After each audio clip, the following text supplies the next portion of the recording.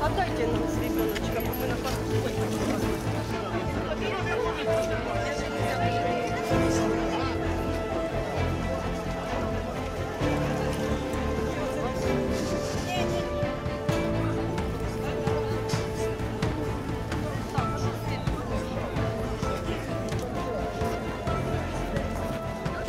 Макарони, мука, горох, консерва,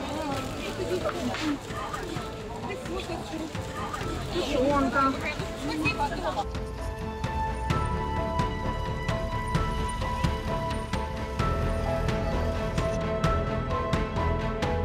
У нас 10 кілометрів аеропорт Запоріжжя, і перше, що ми почули, це прильоти туди. Звісно, зібравшись сюди і побачили вже, що почали всі канали показувати, що російські вторгнення пішли активно автомобілі з усіх напрямків по всій майже території України. І ми вже зібрались 25-го, вже у нас почалась така черга записуватися в територіальну оборону. Люди їхали, і навіть з міста Запоріжжя більше їхали, тому що в місті Запоріжжя ще цього не було. Тобто ми самі перші відкрили пункти добровольчої зібрання. Машин просто сотні стояло тут. І отак от у нас почалося. У нас було 730 членів територіальної оборони.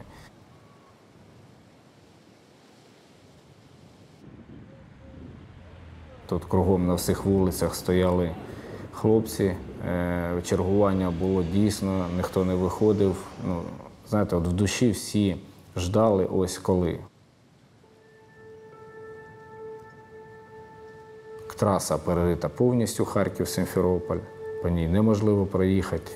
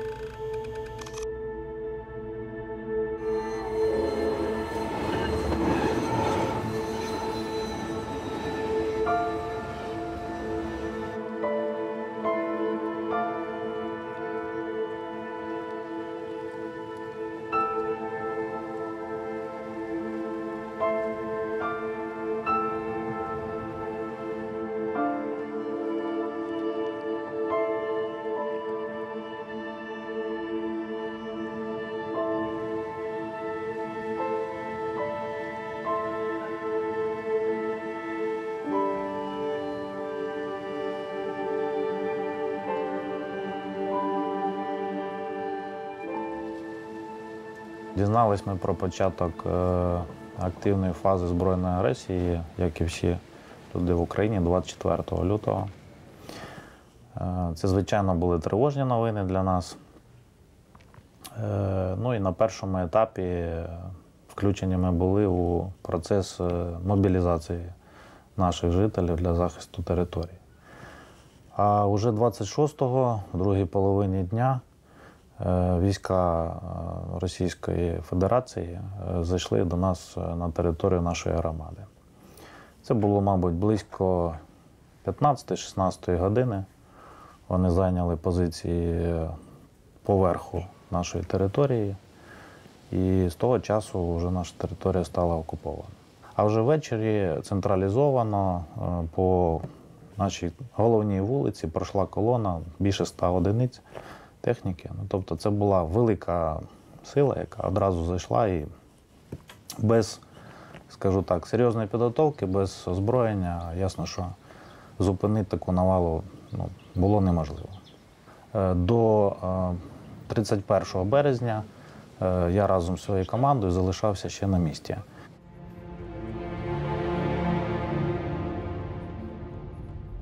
Ці нацисти побачили, що реально мери, реально люди почали супротив, вони почали вивозити всіх мерів. Ну, за допомогою друзів, там і особистої, скажу так, обережності, мені вдалося уникнути те, що я потрапив. І вже 1 квітня я виїхав на територію підконтрольну Україні.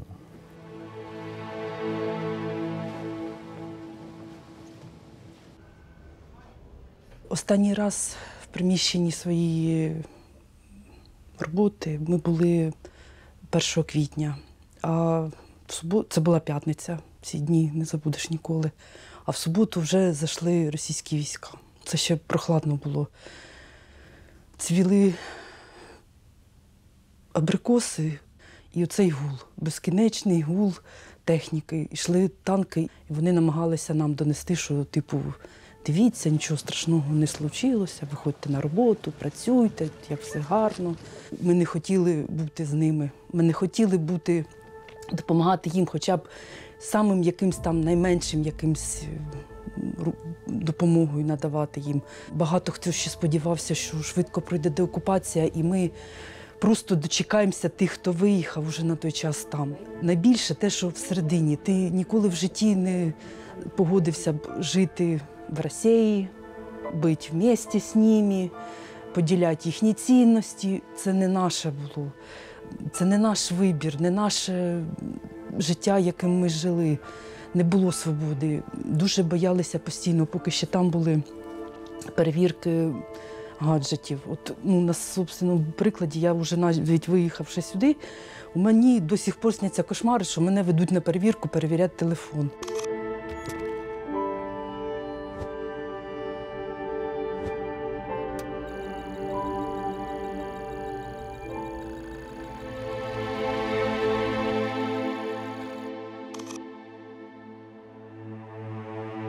У нас виїхало 30%.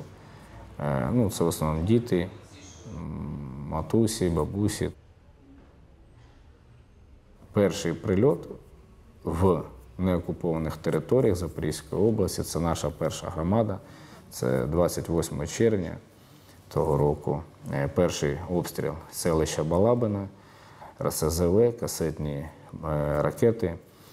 Порядка 10 локацій по селищу, причому незрозуміло, церква, Українська православна церква Київського патріархату, не розірвалась, прямо упало на подвір'я, а так на вулицях порозривалося. Рекс, іди в будку.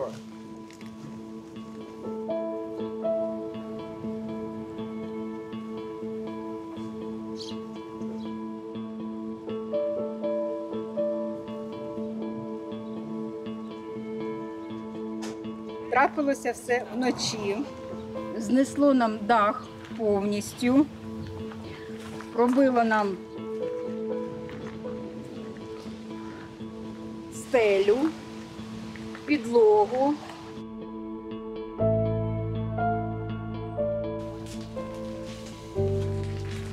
Тут ми вже підшили потолок наш. У мене дитина служить. Телефонувати йому не дозволяють, тільки він може писати нам, і де знаходиться він нам не каже, ми не знаємо. А вдруг його відпустять, ми уїдемо, а він де буде. Ні.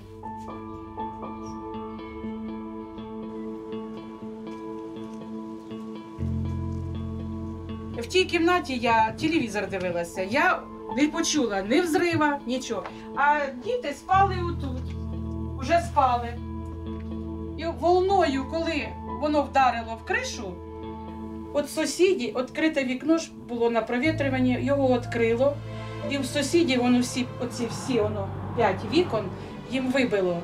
І оце всі стекла зайшли сюди, дочка накрила внучку, а їй отак прямо по ліцу стекла. І оця волна пішла сюди.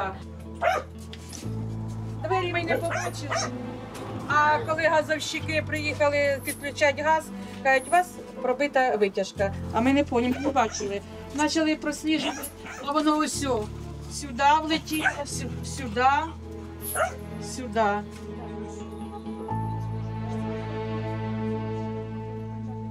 Цей час ми з сином знаходилися, коли це сталося в селі, ми знаходилися в домі. Син дивився, як воно далеко, близько прилітає. Каже, мам, зараз до нас прилетить. Ми тільки зайшли, у нас є коморка невеличка, там ховаємося, по 3 стіни.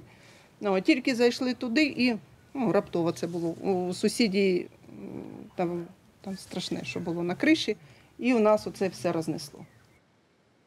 Нам наша Кушугумська ОТГ дала будівельні матеріали, шифер, дошки, а волонтери Добробата з міста Запоріжжя, хлопці нам безкоштовно це все перекрили, зробили. А на вікна нам держава дала компенсацію по її відновленню. Будемо ставити вікна. Раз на 2 неділі прилітає. Тобто за останній місяць прилетіло 3 рази. Получається, саме більше постраждала Мала Катеринівка у нас.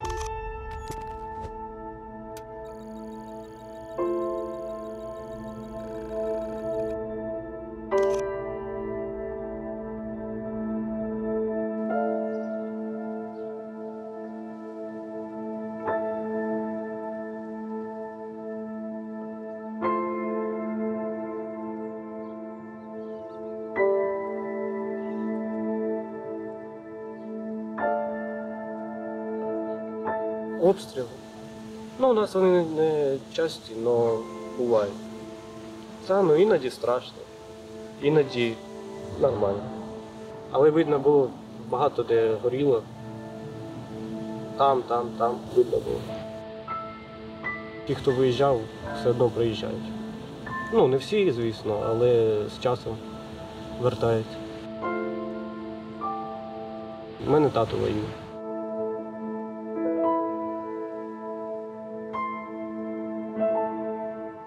Це сталося 10 травня 21:48 вечора. І спочатку були вибухи десь далеко, але дуже так чутно було, а потім все ближче, ближче. Я живу одна, впала на підлогу, лежала, чекала. Летіло скло, всі вікна. А потім дуже такий великий був вибух, і потім я вийшла в другу кімнату і побачила, коли вікно вилетіло, побачила, що тут горить. Горить моя бесідка, літня кухня, і пожежа пішла далі, бо було сухо, води не було. Так що, я одна, потім син прибіг, позвонила, прибіг. Теплиця згоріла, ялинка, ця ялинка згоріла. Староста нашого селища прислала повідомлення, і хлопцям, які лежать в лікарні, треба постіль, бо вони ранені, там дуже міняють, їм часто не вистачає, мабуть. Тому ми всі зібрали там таку купу, поприносили багато. І наволочки, і рушнички, і подушечки маленькі, не пір'єві, а такі синтепонові, що простині, таке. Хай хлопців тільки лікують, щоб вони виздоровили. Ой, Боже, видужали, щоб це було добре. І швидше закінчилася ця війна. Дуже хочеться вже, щоб було спокійно.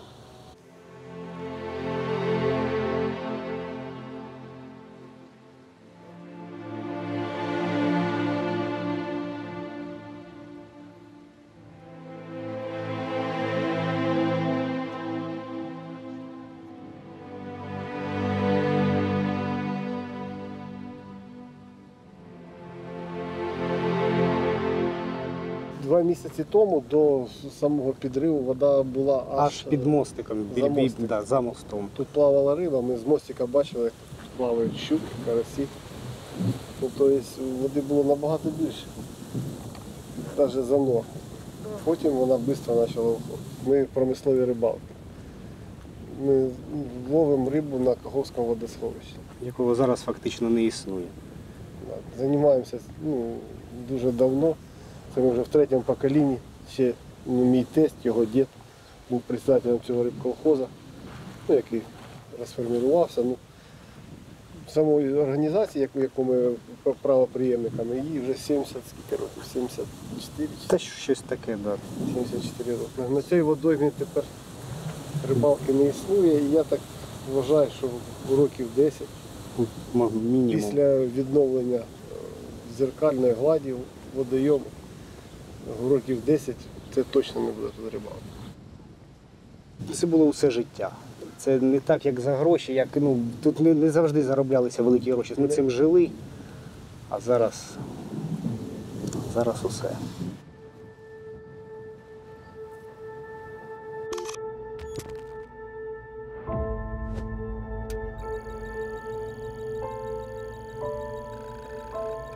Багато хто з них дивувався, що в нас по селах є асфальт. Багато хто дивувався, що в приватних будинках внутрі люди пооблаштовували собі ванні кімнати. Для них це було дивиною через те, що в них, я так розумію, цього не було. Я виїхала в кінці серпня 2022 року. Насправді, я вже зараз розумію, що треба було раніше виїжджати через те, що своє ментальне здоров'я поберегла б. Хто беруть паспорта їхні, з того, що ми бачимо зараз по відео, вони навіть там їх змушують клятву зачитувати, на вірність присягають вони Росії, вони відмовляються начебто від нашого українського громадянства. Зараз насправді там не можна отримати медичну допомогу навіть, якщо в тебе немає російського паспорта. Багато хлопців зараз воює. На жаль, є у нас хлопці, яких вже немає в живих, які загинули, захищаючи нашу територіальну цілісність. Мінімум 10 хлопців вже поховано, є пропавші безвісти. На сьогодні у нас 42 трагедії. Це чоловіки, батьки. Один із самих активних наших хлопців – Сашко, Борода його, так звали, він самий перший отримав автомат і стояв сутками. Людина 14 року була на АТО, почав і загинув теж під обстрілами.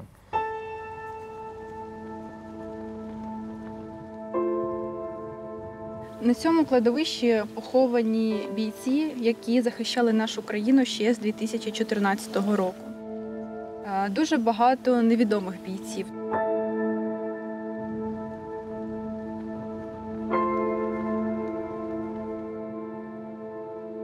На цій частині кладовища поховані воїни з усієї області.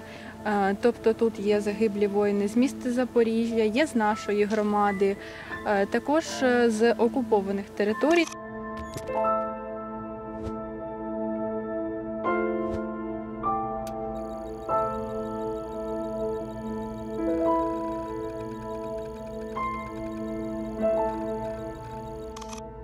Наша громада на другому місці після міста Запоріжжя по кількості переселенців, які зараз проживають в нашій громаді, і яких ми пропустили через себе. В нашій громаді тільки офіційно зареєстрованих більше 7 тисяч ВПО у нас в громаді.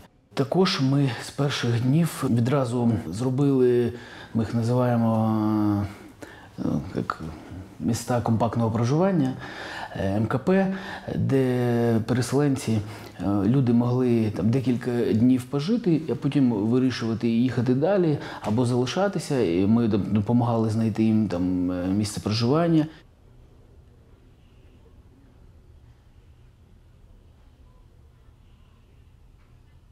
Спочатку, коли приїхали до Запорізької області, ми проживали в дитячому будинку. Ну, ми там прожили буквально недільки 2-3. І потім сюди і досі живемо тут. Ну, вже, виходить, більше года. Тут було досить багато людей. Зараз вже дуже мало залишилося, а спочатку було дуже. Тут, виходить, так 2 ряди матраси стояли. Також ми працювали над забезпеченням і досі працюємо над забезпеченням їжею, предметами гігієни. Десь числа з 3 березня почали годувати наші Збройні Сили України. Готували ми з продуктів людей, громада поставляла дуже-дуже багато всього. І з 2 годин? З 2 годин ночі, так, ми працювали, і до 9 годин вечора. Якщо ще врахувати, що ми не спеціалісти. Ну так. Меню складали безпосередньо ті, хто замовляв у нас харчування. Вони любили борщ та солянку. 300 мл на людину помножити на 800, 240 літрів борщу. Так, готували. Самі робили майонез. Да, майонез ми самі робили. Все так. сам. Це ще почалося в прошлому році. Хлопці щось кажуть, та нема майонезу, треба купити там щось. Кажу, та це без питань, олія у вас є, яйця є, зараз я зроблю. Як? Кажу, елементарно, дивись. Потім це була моя помилка, вони заказували по 5-6 літрів майонезу. У нас була дуже цікава традиція, коли до нас приїжджали хлопці. Так, у нас завжди було традиція. Ми казали, якщо ви з нами поп'єте зранку кави, отже, ви будете живі, здорові всі. Найбільше, що мене вразило з початку повномасштабного вторгнення. Дуже, мабуть, не хватить навіть слів сказати, наскільки, але війна нас всіх об'єднала. Той період незалежності України саме активно показав, що люди почали один одного поважати і допомагати, тому що розуміли, що завтра, може, він буде точно в такій же ситуації.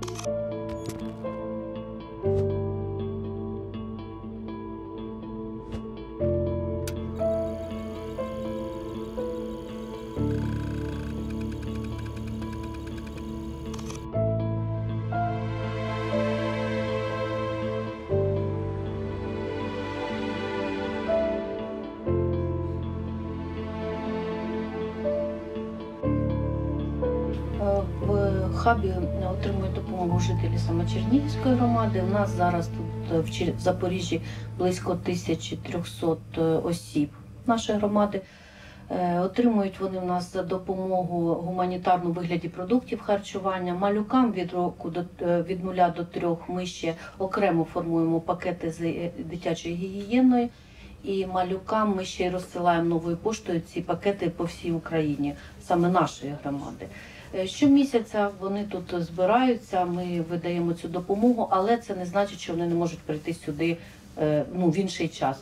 Всі, хто потребує цієї допомоги, вони приходять, ті, що тільки виїхали з нашої території, там потрібні і засоби гігієни, і постіль іноді, і рушники. Ми все стараємось знаходити і забезпечувати хоча б такі перші потреби, тому що люди приїжджають сюди взагалі ні з чим.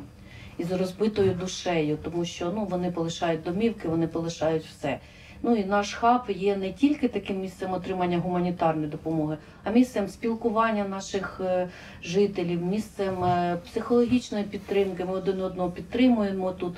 Запрошуємо спеціалістів, фахівців, які надають допомогу, для того, щоб хоч трішки зменшити оте навантаження, на емоційний стан людей, на те, що вони не вдома. І мріємо разом, що поїдемо додому. Я давав вже давно присягу, ще коли тільки прийшов на державну службу на вірність народу України. І ясно, що всі зусилля ми повинні робити для того, щоб захищати і боронити свою державу. І ні в якому разі, ясно, що не падати на коліна перед тим агресором. Я розумію, що ми обов'язково повернемось на територію, і ясно, що з тими людьми, з якими будемо повертатися, будемо відбудовувати і по-новому розбудовувати нашу територіальну громаду, повертати до нормального життя. Ті люди, які які знаходяться там, вони дуже чекають деокупації. Ну, дійсно, ті, які проукраїнські, ті, які свідомі громадяни України, які, на жаль, не змогли виїхати звідти по тим чи іншим причинам, бо причин багато. Да? Багато людей каже, що не виїхали, то їх проблеми. Насправді це достатньо складне питання, бо більшість просто не могли виїхати. Просто не могли фізично покинути територію по тим чи іншим питанням. І вони можуть бути абсолютно різними.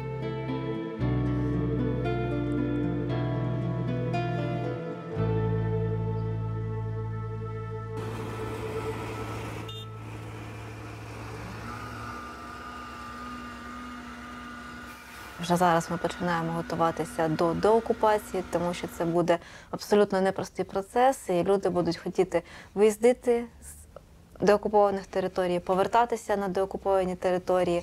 І потрібно вже зараз спланувати, як це буде відбуватися, так, щоб не було незрозумілих питань, щоб люди розуміли, що робити, і щоб вони могли зробити це безпечно. Певної напруженості після деокупації не вдасться уникнути, тому що люди пережили дуже різні досвіди.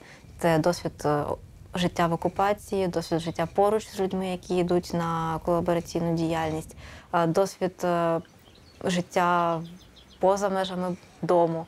Тобто це дуже різні досвіди, і дуже значну увагу треба буде приділяти саме вирівнюванню якогось такого психоемоційного стану в громаді. Це окрема задача буде.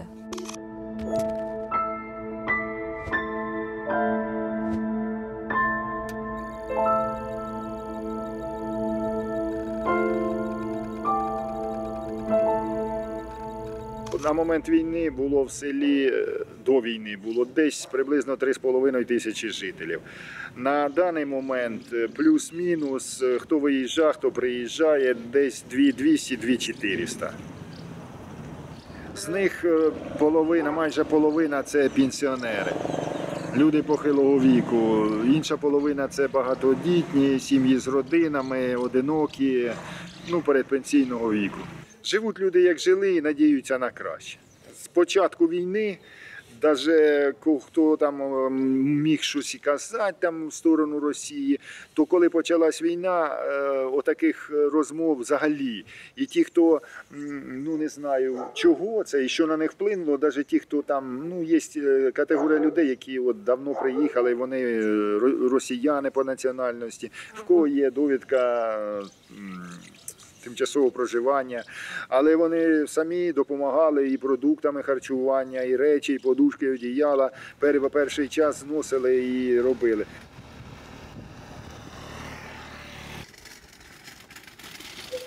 Після того, як почалися в Кам'янському обстріли, як почали прилітати гради, міни, було прийнято рішення терміново евакуюватися всією родиною звідти, тому що треба було рятувати життя нашим дітям. Ось так.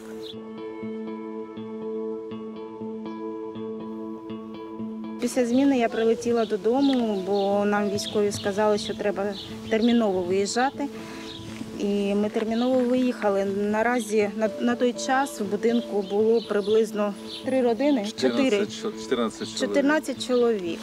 Це були діти 5-6 років, це були наші батьки, мої чоловіка батьки, його брат з дружиною і з сином, моя подруга зі своїм сином, 2 бабусі.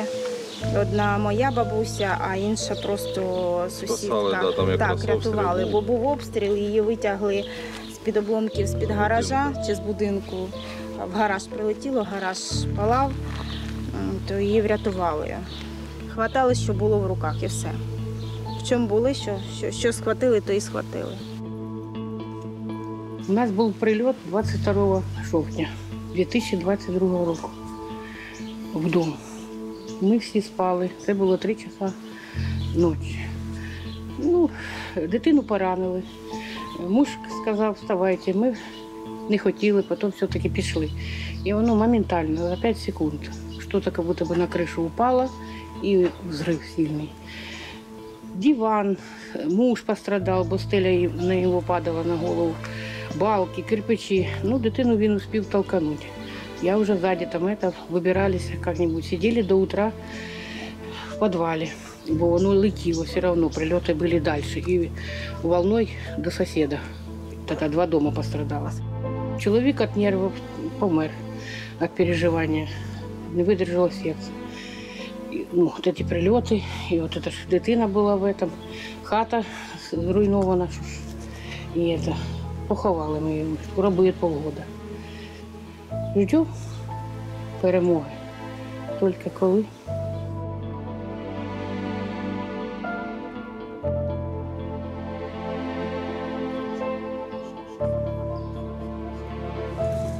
Не змогли ми прийняти учнів.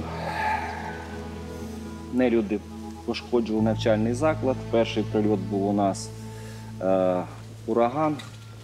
Вибило приблизно 20 вікон і пошкодило дах 250 метрів квадратних. Це в перший день. Потім через декілька місяців наш навчальний заклад також постраждав.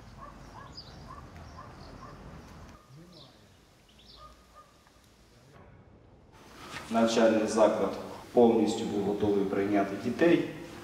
Зараз ми за допомогою сільської ради займаємося гуманітарною допомогою населенню. В цьому закладі, в цій будівлі ми видаємо гуманітарну допомогу, продуктові набори нашим односельцям.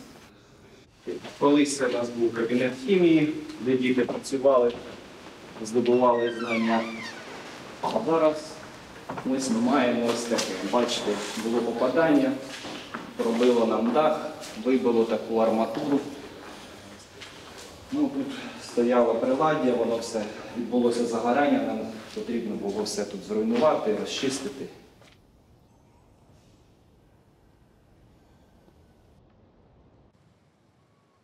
Ми стоїмо, зараз знаходимося на південній межі село Приморське, сама південніша точка. Зліва від нас, тут проходила залізниця, зліва від нас знаходиться село Плавні. Далі, якщо йти по горизонту, за тим бугром знаходиться село Кам'янське.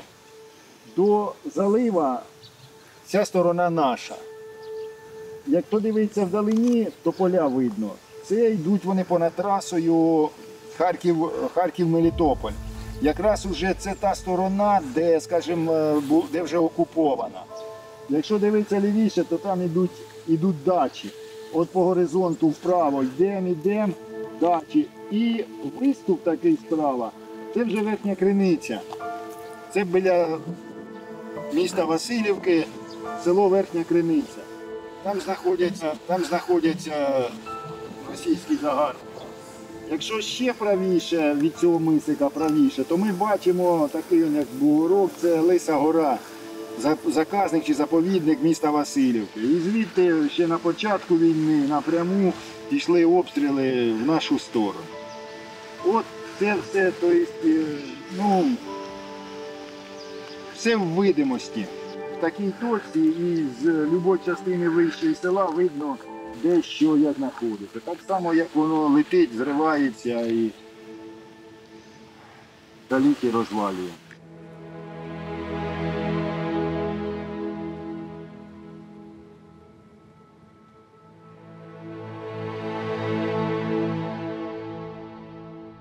Я хочу, щоб всі люди залишились жити у нас в громаді, тому що я вважаю, що після нашої перемоги головним викликом для громад це буде демографічна криза. Тому я дуже сподіваюся, що всім, хто у нас проживає, переселенці, їм сподобається жити у нас в громаді і вони залишаться. Ми все робимо для цього. В першу чергу, що мені б як керівнику хотілося, щоб наші люди, які вимушені були виїхати за межі території, щоб вони якомога швидше захотіли і повернулись до себе додому. Перше, після перемоги ми зробимо День громади. Я думаю, це саме головне, щоб люди обійнялися. Обійму всіх рідних. на День перемоги в нас були замовлення, готуємо не ми, відповідно, а готують нам. 4 бригади, які годували, ми, можливо, будемо ще когось годувати, обіцяли повернутися до нас особисто і приготувати нам найсмачніші їхні страви, тому що вони з різних регіонів, куточків України. Ну, а також зробити шашлик, а з нас тільки мариновані огірки, які ми наразі закриваємо для них. Після перемоги я спочатку буду плакати півдня, а потім буду 2 дні спати. А потім поїду в санаторій на місяць. Буде складання актів, опис майна і для того, щоб систематизація, для того, щоб відшкодування якесь надали людям. Вона це неприємний факт, який ті бивші брати пішли на нас тільки для того, щоб нас освободити. От чого освобождати, ніхто не, от з українців ніхто не може сказати, от чого освобождати. Просто те, що ми жили, вільно дихали, і те, що ми хотіли, куди хотіли, туди їхали, і жили, як ми хотіли, по законам України. Але їм щось не подобалось. От і тепер очікуємо, що наші хлопці і всі разом ми наближимо цю мить, коли не буде їх на нашій землі. Додому повернуся.